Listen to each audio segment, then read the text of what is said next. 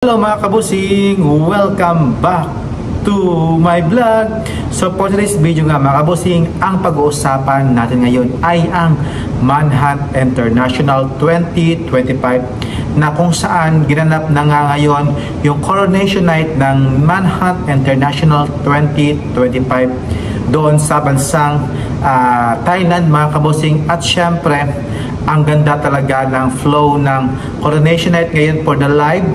At grabe, puksaan talaga kung sino talaga ang makakapasok sa top 20 mga kabusing.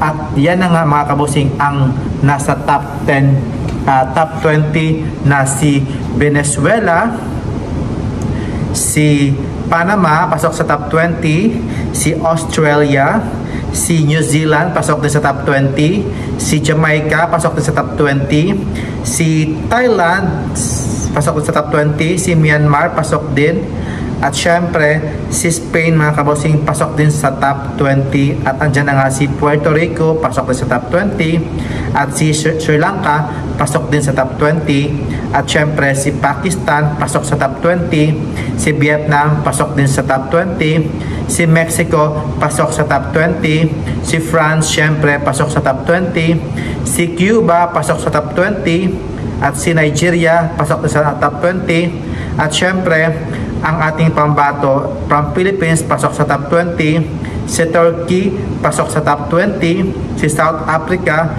pasok sa top 20, si Peru pasok sa top 20 mga kabosing. Grabe, super intense talaga mga kabosing kung sino talaga ang mananalo dito at makuha ang Manhunt International 2025. Super intense talaga yung mga kaganapan ngayon sa Manhunt International. At syempre mga kabosing, yung lahat talaga, yung top 20, yung kanilang pa-swimwear mga kabosing, yung kanilang swimwear rounds naman, grabe, super ganda mga kabosing ng kanilang pagrampa, ng kanilang pa-emote doon mga kabosing, grabe. At after mga kabosing, tinawag na nga kung sino ang pasok sa top 10. At syempre, ang tinawag sa top 10 mga kabosing, si Vietnam pasok sa top 10, si France pasok din, at syempre si Sri Lanka pasok sa top 10, si Thailand pasok sa top 10 mga kabosing,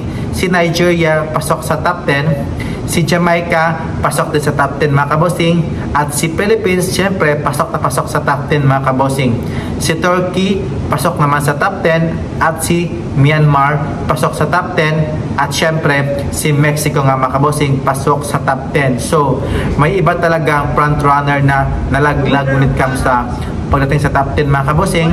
We cannot know mga kabosing, maybe sa kanilang personality or hindi sila masyadong bubbly doon sa ginaganap doon sa bansang Thailand. So we cannot know mga kabosing bakit naligwak makapasok sa top 10 ang mga ibang front runner nga mga kabosing. So ayan mga kabosing, ginanap na nga din yung kanilang formal wear. Grabe mga kabosing, sobrang intense talaga yung kanilang formal wear mga kabosing. Grabe, nagsitagisan talaga ng kanilang performance sa kanilang evening wear mga kabosing, as a formal wear. At syempre nga mga kabosing, andyan na nga nung tinawag na naman yung top 5 mga kabosing, andyan na nga si Sri Lanka pasok sa top 5, si Jamaica pasok sa top 5, si Vietnam pasok sa top 5, si Philippines pasok sa top 5, at syempre si France nga mga kabosing pasok sa top 5. So ayan mga kabosing, after that nag-Q&A na nga mga kabosing. Grabe, ang ganda naman ng kanilang mga sagot, pero it's time talaga kay France talaga binigay ang Manhunt International 2025. So ang ganda ng laban mga kabosing. That night mga kabosing, grabe, siya talaga yung may winning glow talaga when it comes sa kanilang performance, sa kanilang top 5 mga kabosing. Siya talaga yung may winning glow talaga na pwede mo talagang ipanalo itong si France. So ayan, at nang tinawag na nga mga kabosing ang top runners up mga kabosing.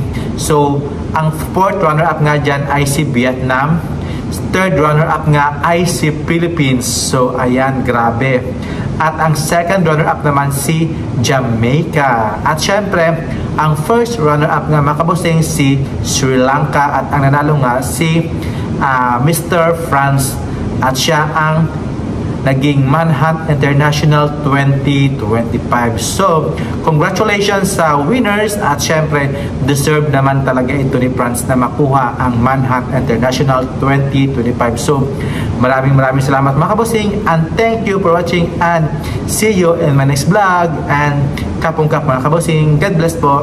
Good night. Subscribe please.